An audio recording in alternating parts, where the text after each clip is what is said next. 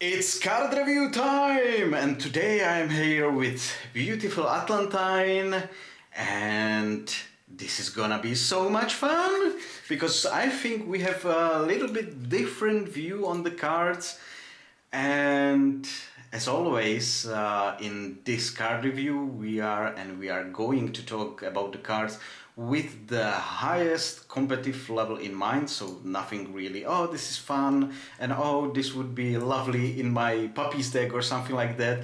And talking about the competitive side of things, Atlantine is one of the best players that I keep in touch with.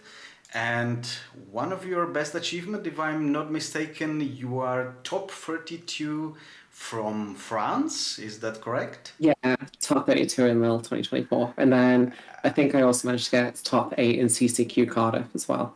Awesome. And in Bologna, you were top 64. You were definitely day two, right? Oh, no, so I got day two when I was top 100. But at the end of the day, I kind of lost my mental and I missed the trigger on an elephant, and that cost me the entire tournament run. Oh my god, those little mistakes. Yeah, Yeah. we will remember them forever. I have few of those as well.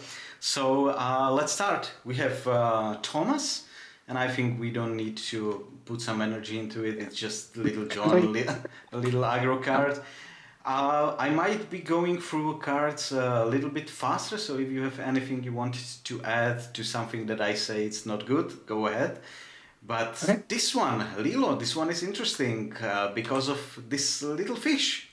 So let's start with the fishy. When you have this character named Lilo in play, you play this one character for free. And Twitter or X is going absolutely nuts about this one. What do you think about this one? Because I don't think it's such a game breaker as everybody makes it to be. I've been talking to a lot of people that play dogs and Amber Steel religiously at a high competitive level. And a lot of them have said that they've attempted to make Perch work, but it hasn't. I think a big aspect of that is that it only costs for one. The stats are quite lackluster.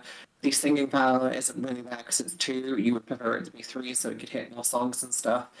So I think as a whole, the card is just, it's less than okay. It's probably less than okay.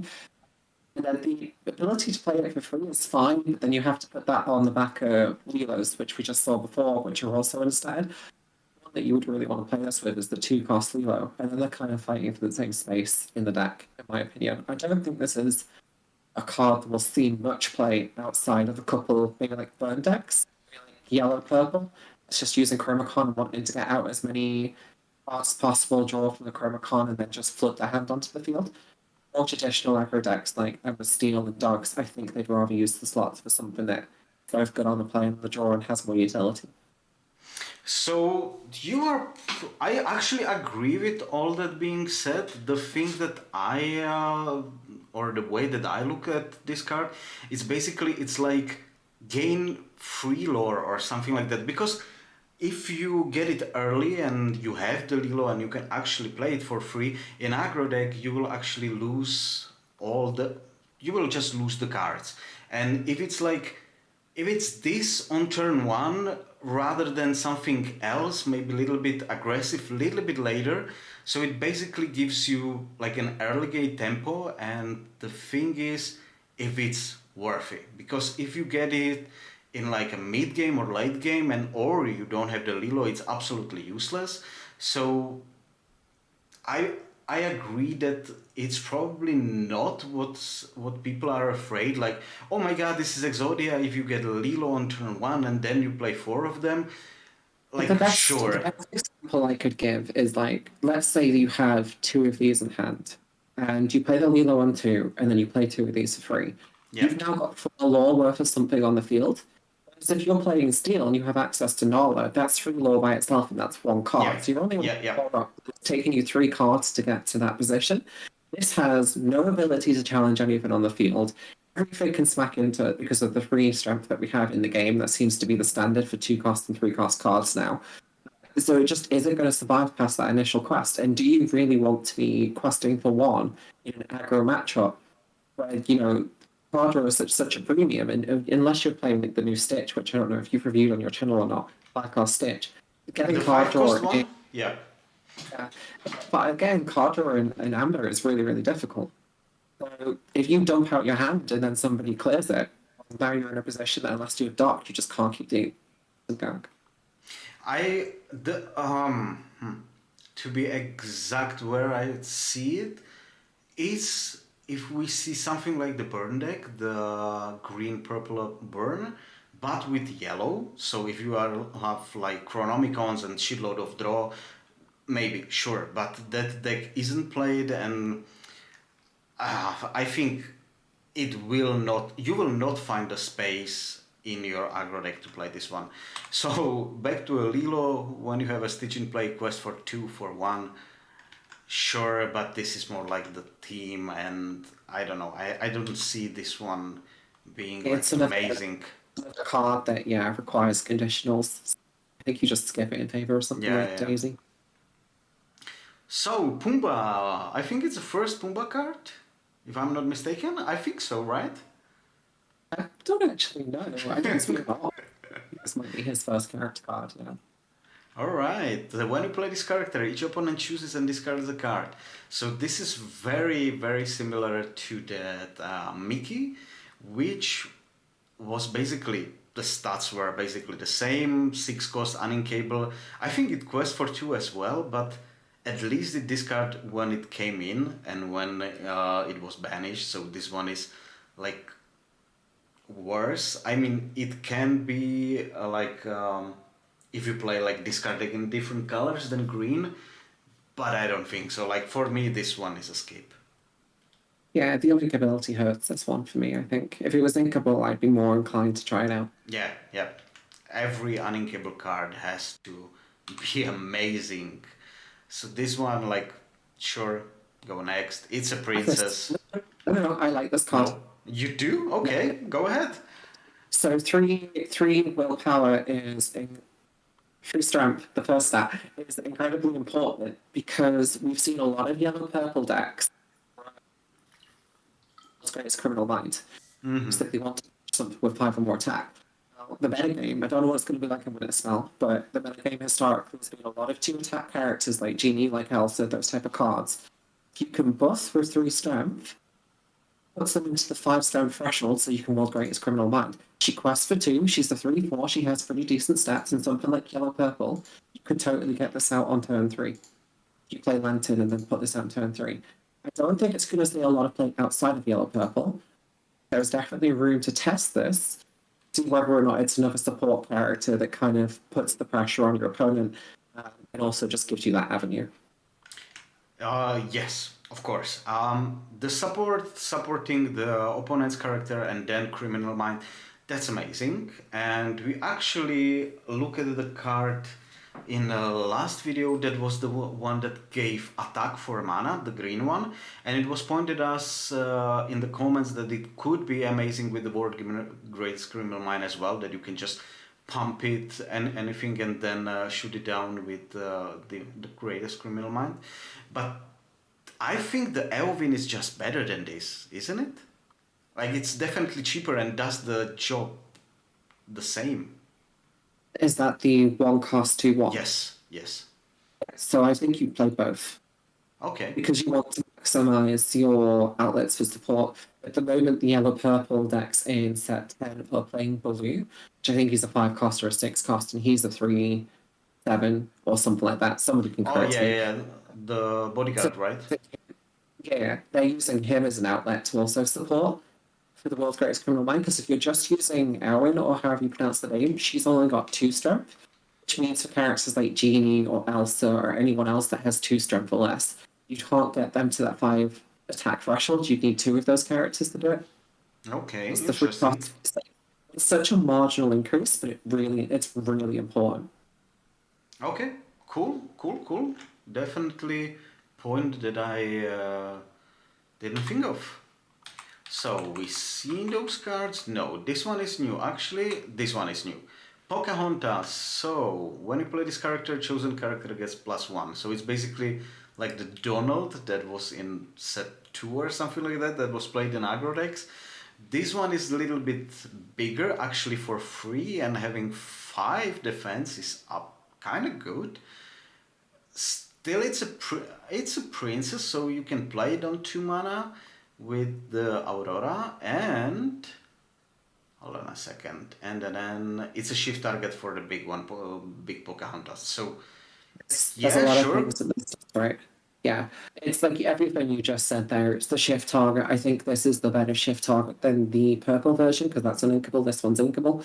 The fact that it has a on the play effect in the form of giving something an extra lore. There's so many times where aggro decks want to try and like just eke out the last 3 lore or 2 lore or something like that, and being able to play a card in your deck that has the shift capacity, but also by itself that just playing it just an extra card, like a one questing card, the ability to quest for 2 can often change the game. And it's something that if we go into like pockets in a DLC when you've got open deck formats and they see that there's 4 of these in the Yeah, list, well, your opponent now has exactly. to do the mental math of, okay, well, I can't just leave 1 lore in the field, I've always got to leave 2, which kind of I think changes their game plan. so. For this one, just the fact that it's a princess and that is an inkable, it's definitely better than the purple one, and it allows you to actually play the Pocahontas in like steel yellow. So yeah, sure, this one probably will be played if the big Pocahontas will be played. So this one for me cool. This is like a big bodyguard we might see because actually yellow steel aggro decks right now are playing like the dog, the 0/4 bodyguard. So this one is objectively better. So yeah, maybe why not? Yeah, it's a bodyguard, it's 1/4, it's, if they're going to slot it in, they're going to slot it in. If they're not, they won't. I don't think this one needs much explaining. Yeah. So expensive hunting, sure. When you play this character, you may return a detective character from your discard pile into your hand. Like, sure, let's skip it. It's not that good. But card draw in yellow or pseudo card draw is something that we might see somewhere, maybe. Huge, yeah. So, the same, expensive unink. Is this one good enough? Whenever this character quests, chosen opponent can challenge and must quest. So, this is basically the John Silver that was played in aggro decks, but the difference between that one and this one is that that one was, the John Silver was way cheaper and inkable. So, for me, this one is absolutely no go. Yeah. When you evaluate cards like this, there's normally the case of if a card has to quest to do its effect, it has to be a really powerful effect. Mm. And I think in most cases, the ability to force something to have to quest is okay. But when it's coming out on like as early as turn 6, it's Yeah, really yeah. late into the game. And by then, you've got blurple lists that are bringing on Hades or, looking into the sweeping range of green, blue, and stuff. I don't think this is playable, especially since it's uninkable. No, definitely not. Because as you said, exactly this effect will happen on turn 6. And as an aggro deck, your opponent should already lost. So I think we went through all this. Is there anything interesting? No, this one is new. When you play this character, you may look at the top 4 cards of your deck, reveal a character with 2 or less. At least it's on play. If you play like aggro and half of your deck is 1 or 2, I think for an aggro deck there are definitely better cards than this. If it quests for 2, maybe, but no. So, we spoke about this one, I think so. This one is new. When you play this character, choose an opponent character gets -2. I mean, the effect is kind of irrelevant, but the thing is, we have the big Simba, the shift one that was played in Amber Steel Song. The And one that taps everything in. yeah, and it lost the small Simba, the steel one, so it was basically unplayable. Maybe with this one, I really don't know. No, I don't. Again, I don't think. Well, I'm trying to think what type of deck would you put this in, and the only thing that comes to mind is aggro. And I think in those type of decks, you still want to be aggressive. This questing for 1 or a 2/2 stat line is Yeah, cool. it should be probably like mid range, but we don't have like yellow steel mid range or any yellow. Wait, it doesn't have to be a steel deck. So it could be in like red, yellow. I don't like it. Okay, we've seen all this one. This is new. For the rest of your turn, whenever one of your character quests, you may draw a card. It looks amazing. Every dog player is like, oh my god, I'm gonna build such a huge board, and then I'm gonna draw everything, and I'm gonna kill you next turn. So But we've talked about the fact that Amber doesn't have a lot of premium card draw. And then when we look at this card, it looks like, oh, well, this is an answer to that premium card draw. yeah, Actually, the I guess the more meta relevant to this card, it's forecast. This isn't coming down until turn 4 because you can't cheat it out with songs or anything like that.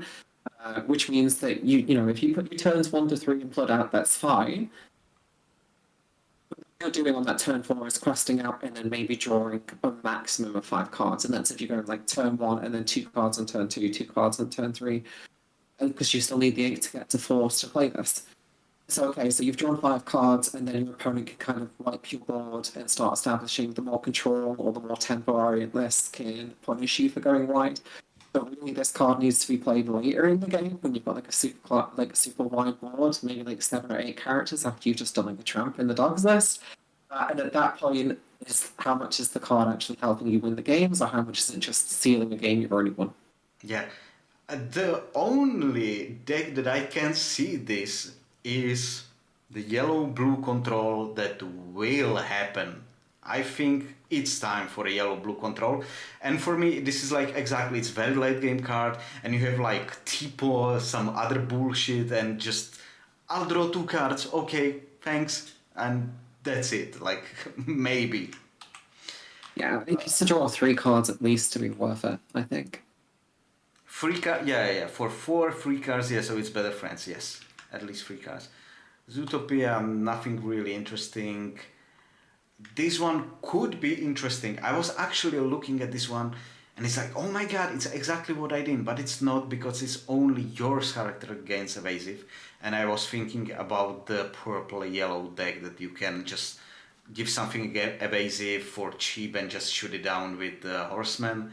Unfortunately, only yours.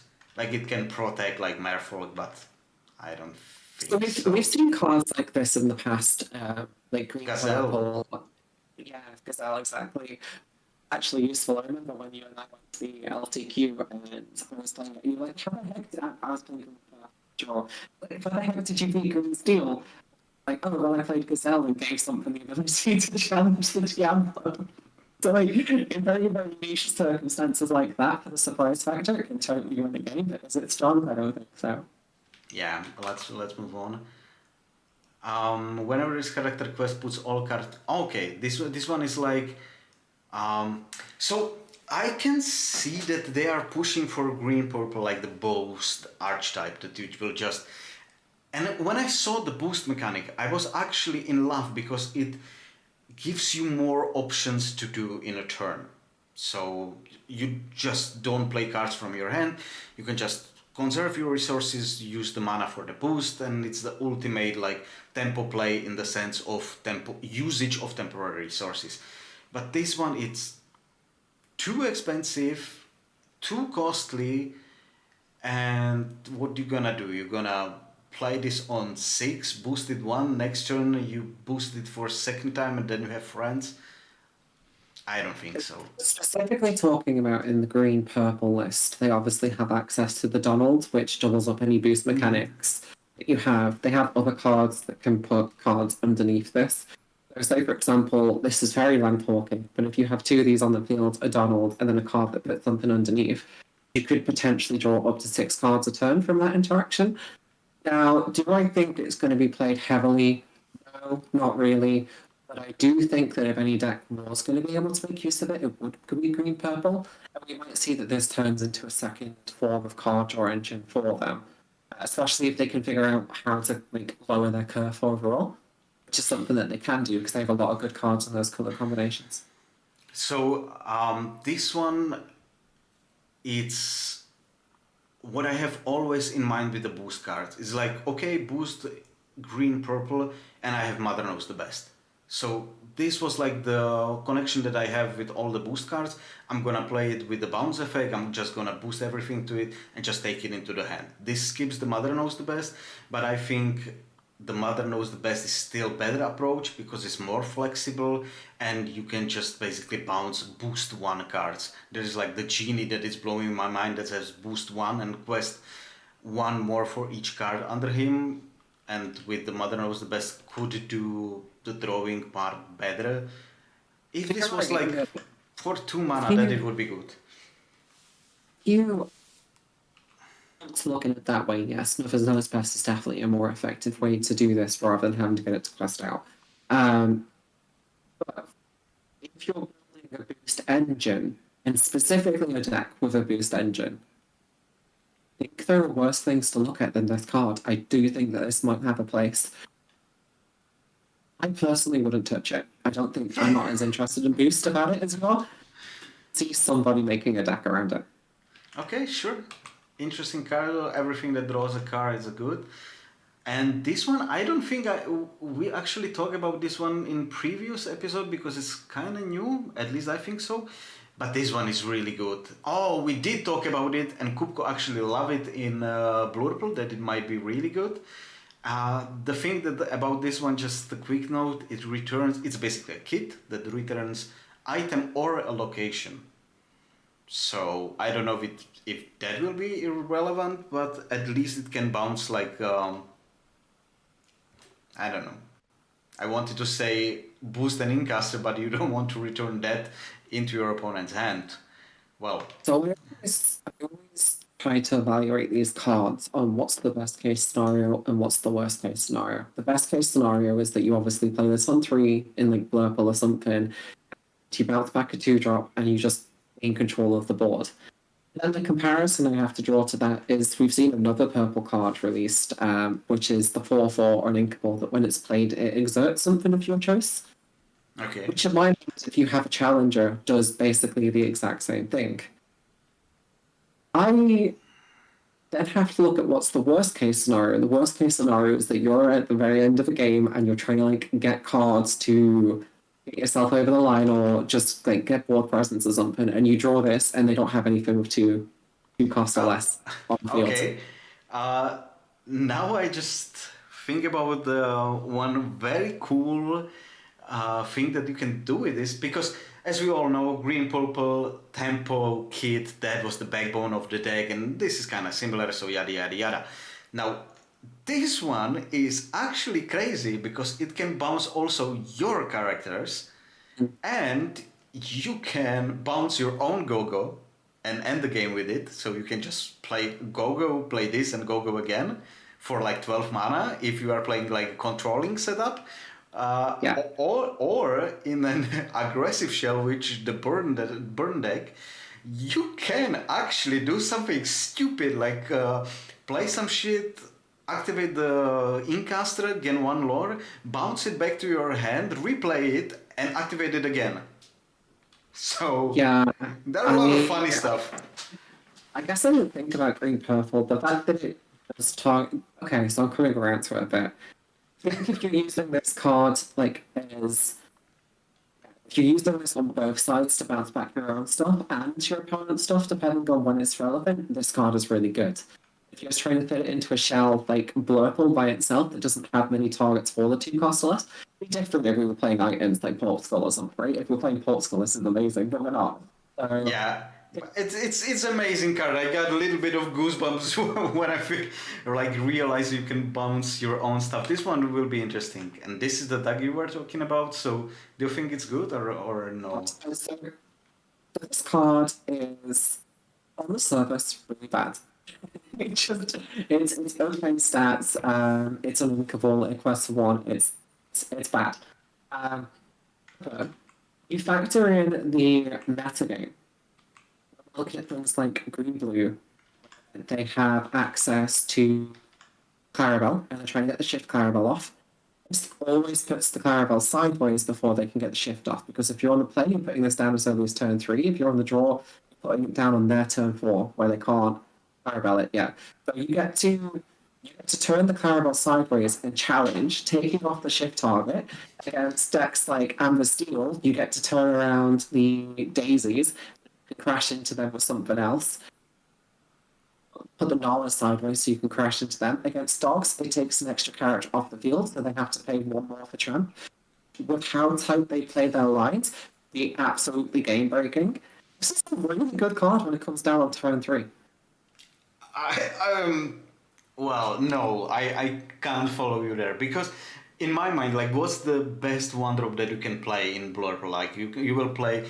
What's the best scenario? You play Basil, you play Tipo, you play this. This is like the absolute nuts. Now, what happens if you don't have the Basil, if you don't have a Tipo, and if you are targeting with this the green blue deck, as a green blue player, I can tell you there is nothing easier than just playing Clarabelle on 6 when you have the small one in opening hand. You just don't play it on turn 1, and then you just ramp to 6 and just hi. Yeah, I guess. I don't think it's as difficult to get down on drops as people think it is. If you're playing a lot of Blurple and if you build the deck properly, it's very easy to get one drops down. I think you Okay. would, especially if we get like aggro metagame, I think you'd go to more like 10 one drops. It really depends how aggressive the metagame is. That one drop slot kind of shifts in and out. But I like the card, and I've heard a Okay, lot of sure. people test it said that they like the card too. Okay. Well, that's why we're here. Different opinions. Let's go. I love it. So the dog, it's like it's too small for a rush. This one is bigger rush for 5 mana 5 Van Cable. When you play this one, put up to 2 cards from chosen player discard on bottom of their deck in any order. Nah, it's not good. I know there is the archetype that put the card on the bottom, and if you did, no, I hate this one. I like it either. Okay, good. This one is new. Definitely, this one is new. For each character in play, you pay 1 less. When you play this character for each opposing player, you may choose a character at theirs. Wait, when you play this character for each opposing player, you may choose a character. So basically, you will say that one character will not untap, and it's very expensive. This is a multiplayer card. So, like, if you were playing in a pot of 4, you could play this character and then pin 3 things down for each opponent. Obviously, it gets a lot cheaper because you've got people playing it. But in core constructed, which is all we care about, this card is completely skippable. Why would you ever look at it? Yeah, exactly. This one, Miko. I actually remember his name from last episode. So, Morgana, what are you? When you play this character, you may choose an opposing character and move 1 damage. No damage moving, no. Like, I Not don't. a 1. This needs Yeah. to be so much higher than 1. Yeah, okay. So this is unplayable. This one I love it, but we already talked about it. Christoph is new. When you play this character, if you have Anna, you may put a card from chosen player's discard on the bottom. No! Once per turn, whenever your card leaves your discard, you may draw a card. No. I don't like this card. I think it's understated. It's because it's 4 cost 4/4 when we've got 3 cost 4/4s in the metagame that are incredible at the moment. You do have to look at this card from a longevity point of view. It's just come out in set 11. We've already seen from the shift Anna that they're trying to do more discard shenanigans. We haven't seen all the cards released this set. I think we are coming to the end of it, so I don't think it's playable in Winterspell. But if they continue to give discard more support, this might be a card we need to revisit. Yeah, it's always in Lorcana and in other trading card games, is that in one set there is like a thing like something new coming and it's not good yet. It's not good yet, and in like free set it might be good, but not for now. So Witches of Morva. When you play this character, you may return another chosen character of yours. So this is like fox combined with goat in the best scenario. I can't actually say it's bad. It's But I don't not know. bad. I don't like it.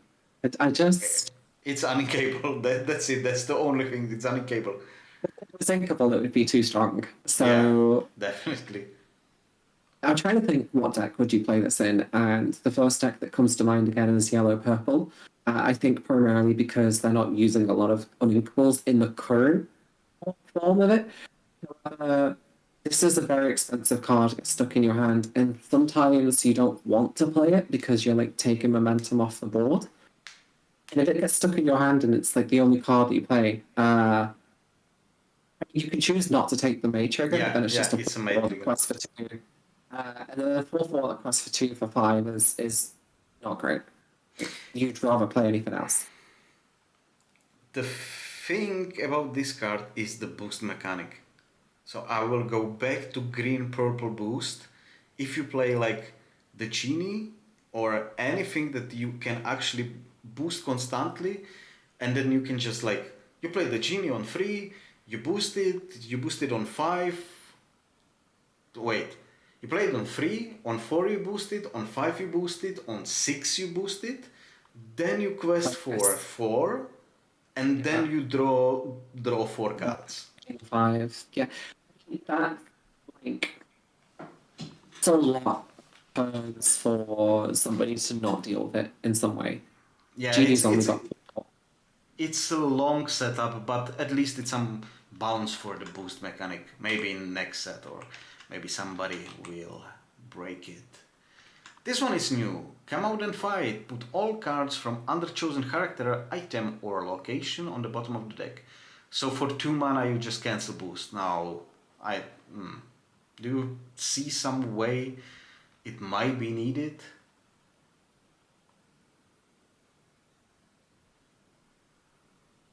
So it draws a card. Ah, yeah, it I'm draws, not, it draws a card. Okay. so these cards, anything that draws a card is nice. If we get access to, a lot of green blue, like green purple boost decks in the format, it might be okay.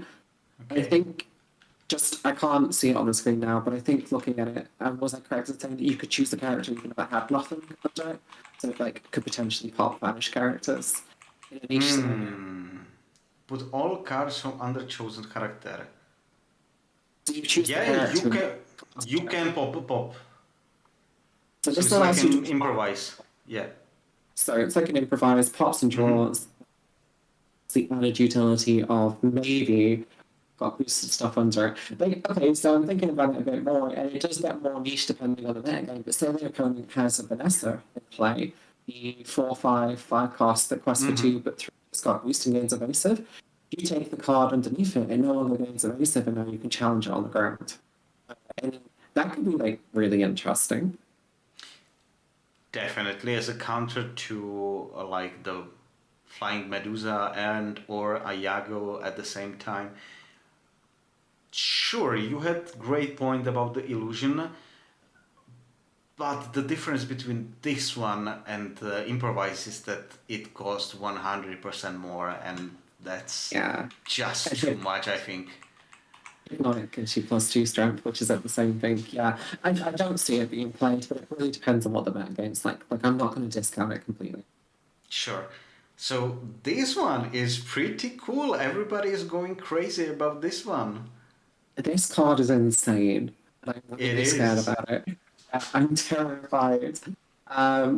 So whenever this character quest gain law equal to your strength to a maximum of 6 law, there are so many cards in this format that are boosting strength. Yeah, and by a lot, by a 5, like for 2 mana. The other benefit is that she only quests for 1 by herself. So she needs other synergy to make her work. But she's so cheap too. Yeah, You could yeah, totally yeah. play, you could play this in dogs. You dogs, and you just like put a trap down. Give Hmm. us like 5 attack or 6 attack, and now she's questing for 6 in dogs. And it changes nothing on your curve. You were going to play something on 2 anyway. You need something to target. How is this card not nerfed? How? And it's a princess and it has 4 life. Crazy. I think this card is super excited. It needed to be equal. Terrified and terrified as a control player. Genuinely, a card by itself that makes me potentially want to go into aggro. It's just so S- good. It's very good, but I would say one thing. We always had a must remove threat in Lorcana. This is basically no different than Diablo or something like that. There are some cards that you have to deal with or you lose the game. It was Shark before, it was Diablo before, and a lot of examples. So with this one, it's the one strand, right? Are there any removal for one?